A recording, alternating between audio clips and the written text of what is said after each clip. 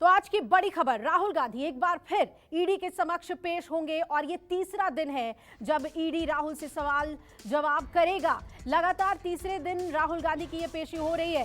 कल राहुल गांधी से 12 घंटे की पूछताछ हुई थी, लंबी पूछताछ, और अब तक राहुल गांधी से इन 2 दिनों में यानी सोमवार और मंगलवार को हुई पूछताछ में 21 घंटे की पूछताछ हो चुकी है और आज भी ईडी ने उन्हें तलब कर लिया है। 11 बजे राहुल गांधी एक बार फिर ईडी दफ्तर पहुंचेंगे।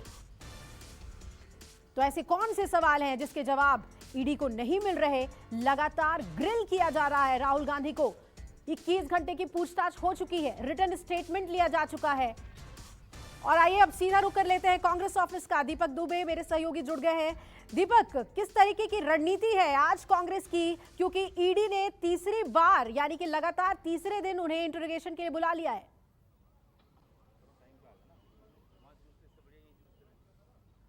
जी, आपको बता दें कि अभी कुछ समय के बाद तकरीबन 9 बजे के करीब में रणदीप सुरजेवाला, भूपेश बघेल और अशोक गहलोत यहाँ पर एक बड़ी प्रेस कॉन्फ्रेंस फिर से करने वाले हैं और बीजेपी को एक बार फिर से कटघरे में खड़ा करने वाला है। कांग्रेस की रणनीति कल रात को भी कांग्रेस के जो बड़े नेता हैं उनके द्वारा बनाई गई थी कि आखिर किस तरह से राहुल गांधी का बचाव करना है, और जिस तरह से दिल्ली पुलिस का रवैया है या फिर ईडी का रवैया है या फिर बीजेपी की जो बड़े नेता लगातार हमलावर हैं कांग्रेस पार्टी पर, गांधी परिवार पर, खासतौर पर सोनिया गांधी और राहुल गांधी पर, उन्हें किस तरह से जवाब देना है उसको लेकर एक रणनीति बनाई गई है। और उसी के तहत आज 2 राज्यों के मुख्यमंत्री और उसके साथ साथ सुरजेवाला खुद एक बड़ी प्रेस कॉन्फ्रेंस फिर से कुछ समय के बाद करने वाले हैं इसी एआईसीसी दफ्तर में। और यहाँ पर जो कांग्रेस के कार्यकर्ता हैं उनके इकट्ठा होने का सिलसिला भी शुरू हो चुका है। अभी कुछ समय पहले यहाँ पर आपको बता दें राहुल गांधी की जयकार के नारे लगाए जा रहे थे, जिंदाबाद के नारे लगाए जा रहे थे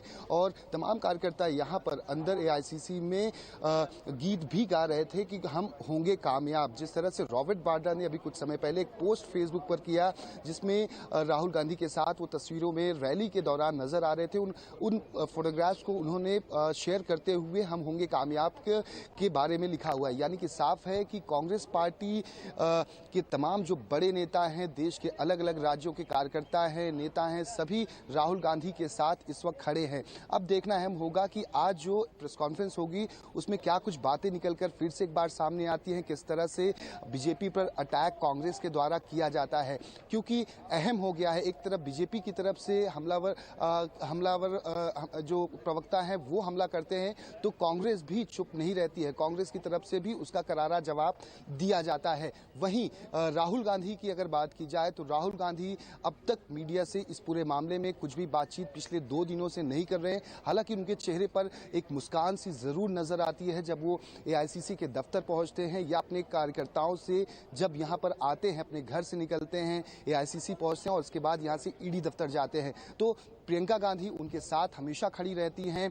ये सबसे महत्वपूर्ण है कि अगर परिवार उनके साथ खड़ा है तो ये बहुत महत्वपूर्ण हो जाता है और तमाम जो कांग्रेस पार्टी के बड़े नेता हैं उनके साथ खड़े हैं तो एक मोरल बूस्टअप जरूर होता है कि तमाम देश के लोग या जो कांग्रेस के फॉलोअर हैं, कांग्रेस के जो कार्यकर्ता हैं वो उनके साथ खड़े हैं। अब देखना अहम होगा कि आखिर आज की जो पूछताछ होती है वो किस तरह से आगे बढ़ती है। क्या राहुल गांधी को आज के बाद राहत मिल जाएगी या फिर उन्हें कल के भी एक पूछताछ के दौर से गुजरना होगा। ये आज बहुत ही महत्वपूर्ण हो जाता है आज का दिन, क्योंकि आज वो दिन है जब राहुल गांधी उन सवालों के जवाब देंगे और ईडी के अधिकारी अगर उनसे संतुष्ट हो जाते हैं तो सवाल जवाब का सिलसिला आज यहीं पर खत्म हो जाएगा। लेकिन क्या कुछ वो जवाब देते हैं उससे आगे की जो जांच की दिशा है वो तय होगी और वो ईडी अधिकारी तय करने वाले हैं। हालांकि पहले सोमवार की बात की जाए या मंगलवार कल के दिन की बात की जाए, 18.5 घंटे से ज्यादा की पूछताछ हो चुकी है। कई सवालों के जवाब सही ढंग से वो नहीं दे पाए हैं।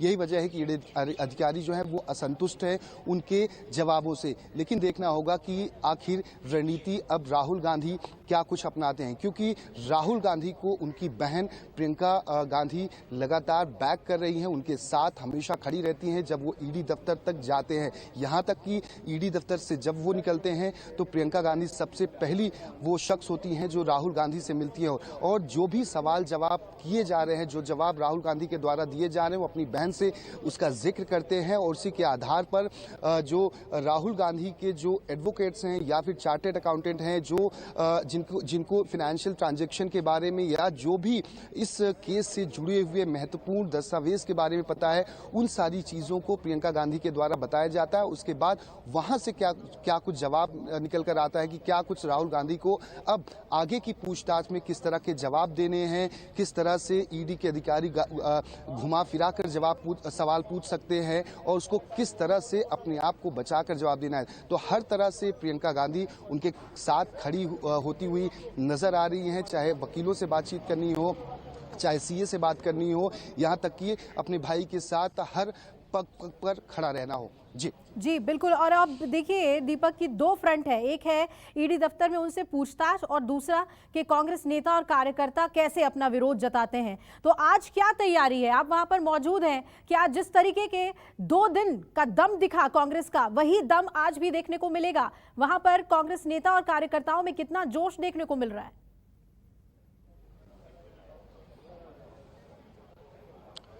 जी, आपने सही कहा। जिस तरह से कांग्रेस पार्टी के तमाम बड़े नेता सड़कों पर पिछले 2 दिनों से दिल्ली में उतरे हुए हैं, उससे साफ जाहिर है, और दिल्ली पुलिस की जो तैयारी है उससे साफ जाहिर है कि आज भी उसी तरह के हंगामे के आसार देखे जा सकते हैं। यही वजह है कि पुलिस ने जो एआईसीसी के दाहिनी साइड के जो मुख्य रोड है उसमें भी 3 तरह के लेयर की बैरिकेटिंग की हुई है।